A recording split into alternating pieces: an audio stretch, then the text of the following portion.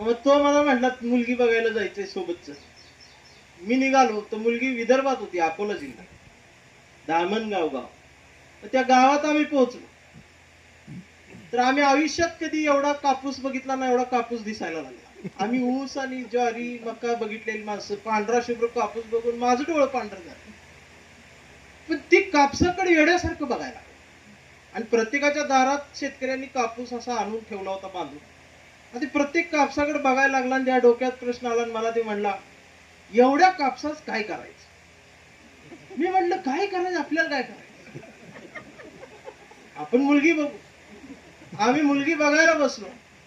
आम्हाला पोहे दिले. जगात कुठेही गेलो आणि जर आम्हाला कुणी पोहे दिले तर सांगली आणि कोल्हापूरचा माणूस ही ती फव म्हणूनच खातो. पोहे म्हणजे आम्हाला ती शिवी वाटते. आम्ही ती फव खायला लागलो. फव खाऊन झालं आणि मग मुलगी समोर येऊन बसली. मुलीचा बाप म्हणाला, पुरीला काय विचारायचं असेल तर विचारून घ्या. तर ह्यो म्हटला, ती सगळं जाऊ दे, एवढ्या कापसाच काय करायचं ते आधी सांग. मग त्याला कळलं ही जी रेंज गेलेली आहे. त्याने आम्हाला हाकलून दिलं. आम्ही रेल्वेने परत येत होतो. ते खिडकीतून बाहेर एकटक बघत होता. रेल्वेच्या बाहेर सगळा कापूस दिसायला लागला. त्याला म्हटलं, अरे चहा तरी घे, नाश्ता तरी कर. ते म्हणलं, ती जाऊ दे, एवढ्या कापसाच काय करायचं ते आधी सांग. आता मलाही माहित नव्हतं. मला फक्त कापसाचा वातीसाठीच उपयोग होतो एवढीच अक्कल आली. आम्ही गावात आलो, घरी आलो. घरच्यांनी विचारलं, कशी वाटली मुलगी? तर म्हटलं, ती जाऊ दे आई, एवढ्या कापसाच काय करायचं ती तेवढं सांग. त्याची पापणी हालत नव्हती. त्या डोक्यात फक्त कापूस आला. शेवटी तो वेडा झाला आणि त्यानं नाद सोडला त्याचा सगळे. ती वेडवून फिरायला लागलं. गावात दिसल त्याला विचारायचं, एवढ्या कापसाच काय करायचं, एवढ्या कापसाच काय करायचं. मग आमच्या गावातला हॉटेलवाला त्याला राहिलेली भजी खायला द्यायची. ती रोज दुपारी झाडाखाली बसून भजी खायची. आणि त्या दिवशी नेमका त्याने शेवटचा भजी तोंडात टाकला आणि ती भजी बांधून दिलेल्या पेपरात बातमी होती, कापूस जळून राख झाला. आणि मग हिची ट्यूब पेटली. तो म्हटला, कापूस जळाय ठेवला. आणि ते शहाणा झाला.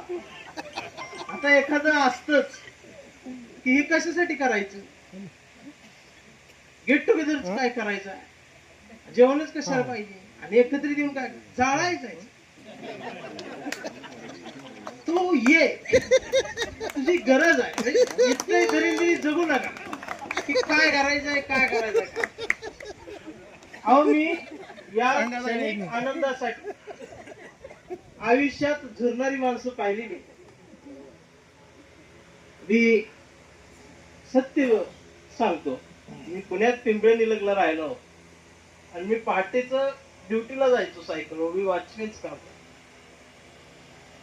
नसायचं. आणि एक जवळजवळ 75 वर्षाचा म्हातारा माणूस घसरगुंडी खेळायचा.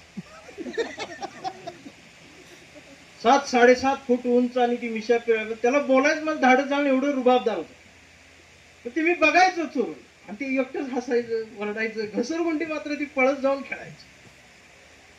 आणि एक दिवस माझी आणि त्याची गाठ नेमकी समोरासमोर झाली. माझी सायकल अशी जात होती, ती गेट उघडताना त्याची सायकल दार माझ्या सायकलला धडकलं. मी थांबलो. आता मला वाटलं हाणता येईल 2-4 मला. त्याने मारला, हसला. मला म्हटलं, कुठे चाललाय?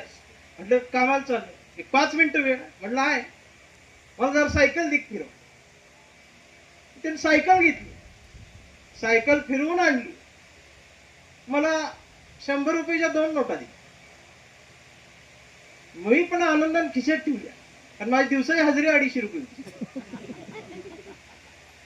म्हटलं, भारी काम आहे, रोज असं भेटावं मला. म्हटलं, सर एक विचारायचं होतं. म्हटलं, विचारा. म्हणजे तुम्ही दररोज इथं मी बघते तुम्ही घसरगुंडी खेळताय. मग ती म्हणली, तू बघतोयस मला? म्हटलं, होय. तुम्हाला वाटते कोण बघत नाही, पण मी बघतोय.